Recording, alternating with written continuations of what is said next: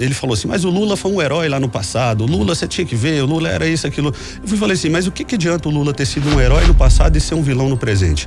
Então uma coisa que eu posso dizer é que aquelas pessoas que eu admiro, que eu respeito dentro do campo político principalmente, mas que os meus heróis, eles não morreram de overdose. A minha atuação dentro da política, eu não vou ser um pastor. A gente sabe, né, da força política do Nicolas, isso aí é inegável, tanto nas redes sociais, nos seus posicionamentos, quando ele fala, quando ele dá algum discurso, realmente ele pauta o cenário nacional com aquilo que ele fala. Não somos crianças e adolescentes que estão propondo coisas novas para que a gente possa alterar a estrutura política e social. Não, nós somos conservadores. Os principais nomes do cenário político passam por aqui. Café com Política. Hoje recebendo o vereador mais votado da história de Belo Horizonte, mais votado das últimas eleições encerradas no seu primeiro turno no domingo, Pablo Gomes de Almeida, do Partido Liberal. Seja muito bem-vindo aqui, a sua primeira vez conosco na FM O Tempo. Muito obrigado, gostaria de agradecer ao Tempo pelo espaço, né, e também que a gente possa ter uma boa conversa aqui, que seja agradável, que o ouvinte da Rádio Tempo possa sair daqui hoje entendendo um pouquinho mais sobre aquilo que a gente vai propor para a cidade. E acho que é importante começarmos por aí, Pablo. Eu vou dar alguns passos antes da sua chegada à Câmara Municipal para entender inicialmente qual é a sua relação com a política. Você sempre participou de algum tipo de movimento especificamente já na direita, já esteve em outros campos políticos? Quando é que foi a primeira vez que você entrou em contato, inclusive tomou a decisão de sair como candidato a vereador por Belo Horizonte? A minha história na política, ela se inicia há quase 9 anos atrás. Então, desde quando a gente começou aquelas manifestações de rua, lá em 2015, 2016, eu lembro que eu participei de um movimento, na época não participei diretamente, mas eu conheci algumas pessoas e através disso que eu conheci também a figura do ex-presidente Jair Bolsonaro. Os caras se chamavam de bolsonarianos. Isso lá em 2016, quando tudo era mato. Então, eu não sou uma pessoa que estou chegando agora, eu conheço muito bem essa questão política, eu já vivi muito bem isso, participei de muitas movimentações, mas a minha entrada de fato na questão política, ela se deu através do meu convívio religioso, porque dentro da minha igreja, eu estava ali na Igreja Batista da Lagoinha, existia um grupo que chamava GAP, e Grupo de Ações Políticas. Eu sempre gostei de política, sempre gostei de falar sobre política, mas eu me sentia como se eu fosse um extraterrestre. E quando eu encontrei essas pessoas, eu me senti como um extraterrestre se reencontrando com o seu povo. Então a gente conversava sobre teologia, sobre política, sobre a visão de Deus para que aquilo que nós poderíamos fazer nesse mundo aqui, aquilo que Deus tinha deixado aqui pra gente administrar, e com base nisso eu comecei a estudar muito. Conheci também nesse mesmo período a figura do professor Olavo de Carvalho, que foi determinante na minha formação, no meu pensamento sobre a questão da política também. Então aí eu comecei a participar de movimentações feitas por esse movimento dentro da igreja, onde a gente falava sobre aborto, ideologia de gênero, sobre a questão da sexualização precoce das crianças, sobre as drogas. Então a gente foi ampliando o escopo de debate para além da teologia, mas uma teologia pública, de como que a gente poderia aplicar os princípios de Deus na sociedade. Isso eu não estou falando sobre religião, eu estou falando sobre princípios e valores. E também conheci dentro desse contexto a figura do Direita Minas, né, que na época fazia parte ali o deputado estadual Bruno Engler, o deputado federal Júnior Amaral, o Nicolas também já fazia parte ali, sendo um dos coordenadores, e a gente começou a ter alguns alinhamentos, a conversar. Nessa época eu conheci o Nicolas e daí a gente foi criando uma bela amizade. Depois fui trabalhar com ele, fui assessor dele enquanto ele era vereador aqui na Câmara de BH, e depois fui seu chefe de gabinete, ele então deputado federal. E aí você chega então, depois dessa história que o senhor conta pra gente aqui, dessa relação principalmente com o deputado federal Nicolas Ferreira, chega numa primeira tentativa de ser eleito e é simplesmente o vereador com o maior número de votos da história de Belo Horizonte, 39,9 mil votos no último domingo. Esperava essa votação expressiva assim? Foram 39.960 votos e eu vou honrar cada um deles ali na Câmara de Vereadores de Belo Horizonte. A gente sabe, né, da força política do Nicolas, isso aí é inegável, tanto nas redes sociais, nos seus posicionamentos, quando ele fala, quando ele dá algum discurso, realmente ele pauta o cenário nacional com aquilo que ele fala. Só que foi a primeira vez que a gente tentou fazer a transferência dessa credibilidade para outras pessoas. Então ele apoiou não só a mim, aqui em Belo Horizonte sim, mas em várias cidades, não só em Minas Gerais, mas no Brasil inteiro, ele apoiou vários candidatos e muitos desses candidatos, a grande maioria, eu não tenho a quantificação exata aqui nesse momento, mas a grande maioria foi eleita, tanto vereadores quanto prefeitos que não foram eleitos, mas também que foram para o segundo turno. Então, isso demonstra essa capacidade de articulação e de transferência também da força política do Nicolas. E aqui em Belo Horizonte, como era a sua cidade natal, como é a sua cidade natal, a gente estava testando isso. Então, eu sabia que eu poderia ter uma quantidade significativa de votos, só que eu não tinha como mensurar isso. Quando realmente, de fato, a gente foi acompanhando a apuração e no início da apuração eu estava ali em terceiro, em quarto, depois em segundo, e foi isso só aumentando, foi de fato algo que a gente comemorou muito, eu fiquei muito feliz, e isso para mim, a glória é para Deus, mas eu agradeço muito ao povo de Belo Horizonte que confiou isso em mim, também agradeço muito ao Nicolas que fez essa campanha diretamente focada e emprestando a sua credibilidade para mim. E o povo de Belo Horizonte pode ter certeza que eles vão ter uma voz, uma representatividade. Essas 40 mil pessoas que votaram em mim vão ter mais uma vez uma representatividade na Câmara de BH. O senhor considera, vereador, que a sua relação de vinculação com a política se deveu mais à relação com a igreja especificamente e a partir dela, como o senhor mencionou, criou essa vontade de participação política, ou era o cenário político brasileiro, quando o senhor menciona 2016, que foi a grande fagulha para que o senhor decidisse ir para a política? A questão que eu comecei a estudar sobre política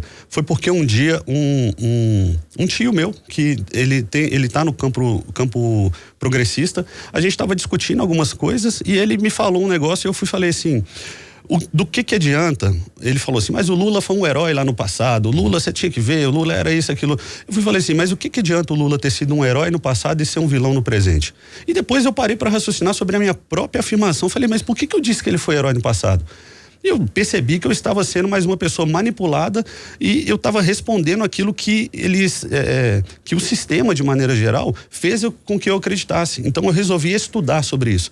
Aí que entra essa questão desse campo intelectual, onde eu conheci o professor Olavo de Carvalho, onde eu conheci alguns outros atores na política também, do espectro cristão, se assim eu posso dizer, mas, por exemplo, como Abraham Kuyper, que foi primeiro-ministro da Holanda, assim como William Wilberforce, que foi um cristão bem posicionado ali na Inglaterra, que foi a pessoa responsável pelo fim do tráfico dos negros até a Inglaterra e posterior para toda a Europa, eles aprovaram isso também. Martin Luther King, que era um pastor batista, que foi responsável pelo fim da segregação racial, um doce, né? Mas talvez a figura mais importante aí do fim da segregação racial nos Estados Unidos, e vários outros atores políticos, e eu fui me inspirando cada vez mais nessas pessoas. Então uma coisa que eu posso dizer é que aquelas pessoas que eu admiro, que eu respeito dentro do campo político principalmente, mas que os meus heróis, eles não morreram de overdose. Meus heróis, eles de fato lutaram pela verdade, de fato eles lutaram para ver um mundo melhor, de fato eles queriam glorificar a Deus, fazendo com que esse mundo aqui se tornasse de fato melhor, não só para eles em si, mas para suas famílias, para o convívio social de maneira geral. O senhor é um vereador eleito agora, jovem, né? E assim como o Nicolas Ferreira, o deputado Bruno Engler, que está no segundo turno aí disputando a prefeitura de Belo Horizonte, e outros nomes da direita do partido do senhor também, jovens, e que chegam a partir de 2020 com essas eleições e carregando a direita e carregando também esse perfil, como eu disse, um perfil mais jovem. É uma forma de revolucionar a política e de acabar com a tão falada velha política? Eu posso me determinar como um jovem senhor, porque já sou um cara casado, já tenho uma filha de quase 2 anos de idade, assim como o Nicolas também é novo, a gente é novo, mas estamos aí já avançados nesse seguinte sentido, né? Então não somos crianças e adolescentes que estão propondo coisas novas para que a gente possa alterar a estrutura política e social. Não, nós somos conservadores, a gente quer conservar aquilo que deu certo até esse momento no mundo.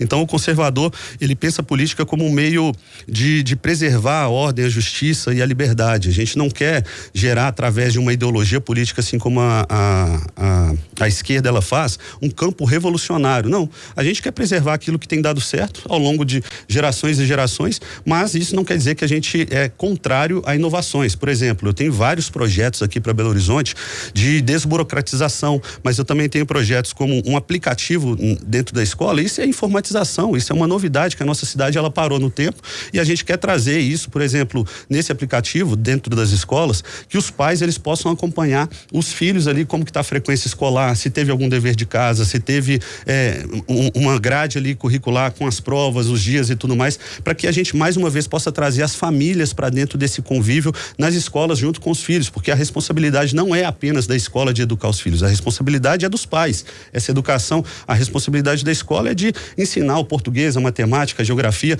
e os pais, eles têm que estar inseridos nisso também. A gente quer trazer isso mais uma vez, um aplicativo de saúde, por exemplo, que a gente quer aplicar junto ao executivo, isso obviamente, né? A gente quer aplicar a telemedicina, que isso vai fazer com que o número de pessoas que estejam ali nas UPAs, nos centros de saúde, nas unidades, diminua, porque a pessoa não vai precisar mais sair da sua casa, às vezes com dificuldade de mobilidade, de locomoção, para ter que ir lá para pegar uma receita. Ela vai poder fazer isso no conforto da sua casa, junto ali a um celular, ou um responsável, né? Às vezes uma criança, uma pessoa debilitada que não vai conseguir fazer, um responsável lá faz, conversa com o médico libera essa receita e ele consegue lá comprar. Em comunidades, por exemplo, no Cabana, eu tive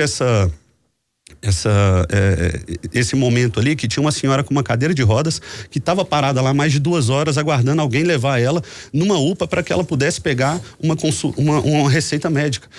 Aí eu falei com ela, e ela, não, agora eu tenho que esperar alguém me ajudar para me levar lá em casa. E eu fui ajudar a levar ela e era no meio dos becos e tinha que subir escada e ela, uma senhora um pouco mais cheinha, e eu tive que levar ela na cadeira de rodas e não foi algo fácil, então era uma dificuldade extrema. Então eu acredito que através da telemedicina a gente vai conseguir fazer isso, através da sincronização dos sinais, através de uma inteligência artificial que a gente consegue colocar aqui em Belo Horizonte, que é um sistema de sinais de BH, é ridículo. Então a gente tem muitas ideias para inovação também, além daquilo que a gente quer conservar, é aquilo que deu certo, mas a inovação vai fazer parte também do nosso governo, trazendo justamente essa questão dessa juventude e dessa vontade política de fazer as coisas aqui na nossa cidade. A gente tem visto nessa bancada considerada conservadora e nesses novos movimentos, tanto de direita quanto do campo do PL, especialmente, uma relação muito umbilical com a religião, com o catolicismo, com o cristianismo, com o protestantismo. Como é que o senhor defende que seja a relação na atuação de um vereador em relação à religião? O que é espaço de religião e o que é espaço de atuação do legislativo e do poder executivo em relação à religião? Eu acho que existem as esferas de atuação. Existe o campo religioso, existe o campo político. O Kuyper, ele fala muito disso. Eu convido você, ouvinte, aí a pesquisar Abraham Kuyper. Depois ele tem alguns livros que ele falam sobre isso. Mas a minha atuação dentro da política, eu não vou ser um pastor. Eu não tô dentro da política para buscar ser um pastor ou ser ali um ministro nesse sentido mais puro da palavra para ficar pregando, não, meu papel ali é pegar aquilo que Deus fez em mim, isso eu acredito, e fazer através de mim. Então é impossível dissociar as minhas crenças, os meus valores, aquilo que eu acredito, aquilo que é a minha visão de mundo de mim mesmo. Então quando eu estiver atuando como político, eu vou continuar sendo o mesmo Pablo. Para mim não existe essa separação de sagrado e de secular. É claro que a minha atuação dentro da Câmara de Vereadores vai ser em benefício próprio da população, em benefício próprio da população de Belo Horizonte, benefício não só do eleitor que votou em mim, mas de toda a cidade. Eu quero atuar isso e eu sei que isso, através disso, eu vou glorificar o nome de Deus. Então, a minha atuação na questão política, ela não é indissociável, mas eu não vou ser um religioso ali dentro. Não é que eu tenho que ficar levando a minha Bíblia debaixo do meu braço e ir lá pregar para outras pessoas. Não. O convencimento quem faz é o Espírito Santo. O meu papel é ser o mais íntegro possível, o meu papel é ser o mais honesto possível e principalmente falar a verdade. Vereador, vamos falar um pouquinho sobre projetos específicos para Belo Horizonte. O senhor já citou aí um pouquinho, mas hoje, olhando para a Câmara de BH e para a cidade que a gente tem, o que é prioridade para o Pablo?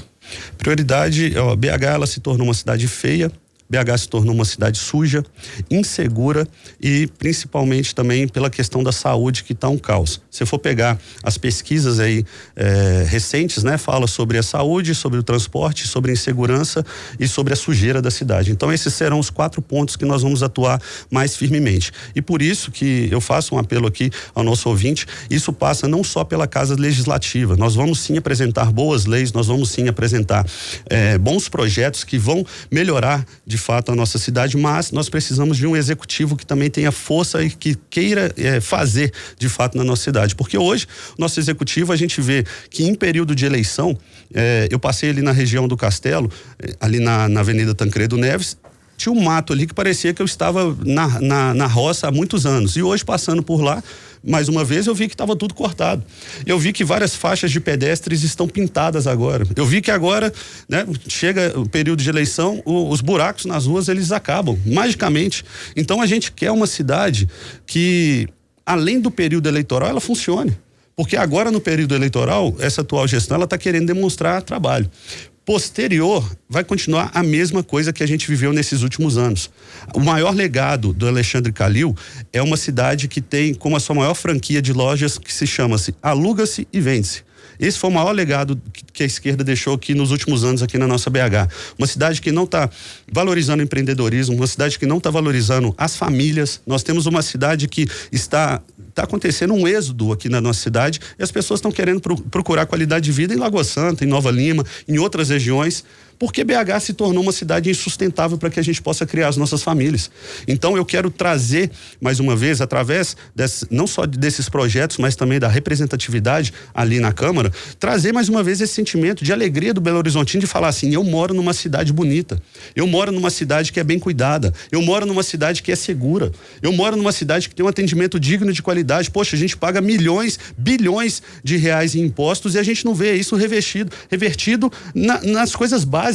A gente não tem, você vai lá em Venda Nova, tem esgoto a céu aberto, você vai ali na Vila Oeste, tem esgoto a céu aberto, você vai no Barreiro, é um caos. Às vezes, começou a chover agora, a gente já vai ver os reflexos disso daí daqui a pouco, porque BH não tem uma estrutura.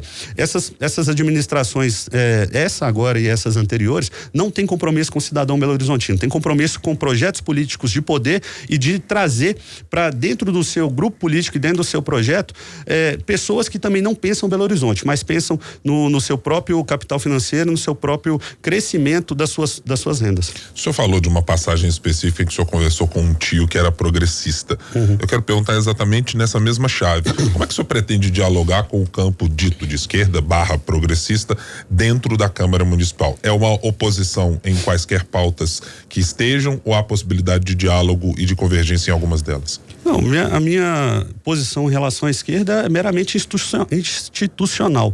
Então, eu não tenho problema pessoal com nenhuma daquelas pessoas ali. Já desmenti em alguns momentos ali o Pedro Rousseff, em alguns vídeos, onde ele falou mentira ali, principalmente sobre o relógio do Nicolas. Ele falou mentira sobre a questão das obras da Vilarinho, que seriam que seria um dinheiro que supostamente seria destinado para as obras da Vilarinho, mas no pedido de empréstimo do Calil não falava em momento algum Vilarinho, e eu desmenti ele. Então, o meu posicionamento em relação à esquerda é: se a esquerda tiver alguma pauta boa para Belo Horizonte, a gente vai estar junto. O problema é, eu nunca vi a esquerda pautando alguma coisa boa para a cidade. Eu vejo pautas ideológicas, eu vejo ideologia de gênero, eu vejo questão de mais ideológicas mesmo. Então, eu não vejo eles pensarem em cidade. Eu não vejo eles pensarem, gente, a cidade está um caos. A cidade, a gente precisa melhorar a segurança da cidade. Como é que a esquerda vai ajudar a melhorar a segurança da cidade se eles estão querendo uma polícia desmilitarizada, por exemplo? Então, aí a gente vê que cai nas mesmas falácias de sempre. A gente vê que a esquerda, ela, no discurso, ela fala muito sobre amor. Na hora que vai falar, na hora que vai na prática, são pessoas que votam completamente contra a sociedade, que votam completamente contra aquilo que eles mesmos dizem acreditar. Eu quero melhorar a sociedade. Aí a gente apresenta um projeto que vai beneficiar a mulher, por exemplo. No governo do presidente Jair Bolsonaro foram 14 leis aprovadas para proteção da mulher, e muitas delas a esquerda votou contra. A gente vê no Senado, por exemplo, que a esquerda votou contra majoritariamente, principalmente com o PT, contra a lei o marco do saneamento básico, apresentado pelo então presidente Jair Bolsonaro. Então, eu não vejo pautas propositivas da esquerda que pensam em Belo Horizonte. É simplesmente isso. A gente por outro lado, tem muitas pautas, muitas bandeiras. Eu convido até o ouvinte a ver todas as nossas propostas. Está lá no meu Instagram, @PabloAlmeidaBH. Tem todas as nossas propostas ali, e isso a população que acessar lá pode ter certeza que é só o começo, é só algo que a gente já tem trabalhado, vem trabalhando, e a gente quer apresentar, mas vai ter muito mais também posterior. Na disputa pelo segundo turno em Belo Horizonte, a gente tem hoje o candidato Bruno Engler, do PL, que foi aí ficou em primeiro lugar, né, no primeiro turno, e a gente tem em segundo lugar, então, portanto, disputando esse segundo turno, o atual prefeito candidato à reeleição, Fouad Numan, que já recebeu o apoio, por exemplo, do PT.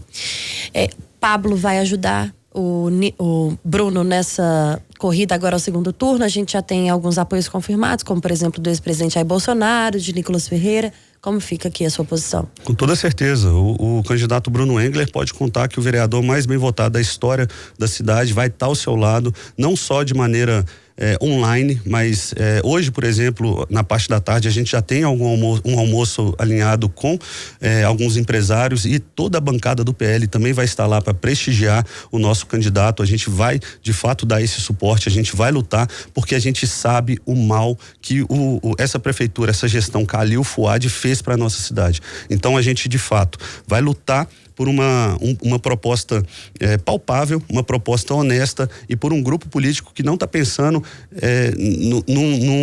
num grupo de poder. A gente não está pensando nisso, a gente está pensando em uma Belo Horizonte, a gente está pensando nas famílias, a gente está pensando nas crianças que não conseguem vaga nas EMEIs, a gente está pensando naquelas pessoas que vão para uma UPA e ficam 8 ou 9 horas aguardando um atendimento básico, um atendimento simples. A gente está pensando naquelas pessoas que passam por Belo Horizonte e falam assim: nossa, essa cidade já foi uma cidade tão bonita e hoje está uma cidade largada às traças. A gente está pensando não num projeto de poder, mas num projeto de cidade, de melhorar e de fazer história, mais uma vez aqui em BH. Muito do que a Câmara Municipal, do que os vereadores podem fazer, é condicionado por ter ou não um presidente aliado de determinado grupo de vereadores, para conseguir colocar a pauta que gostaria, ainda que exista reunião de colégio de líderes e algo dessa natureza. Pelo volume de votos que o PL teve, pela bancada que está sendo formada, os senhores gostariam ou pretendem disputar a presidência da Câmara já no primeiro ano em que estiverem por lá?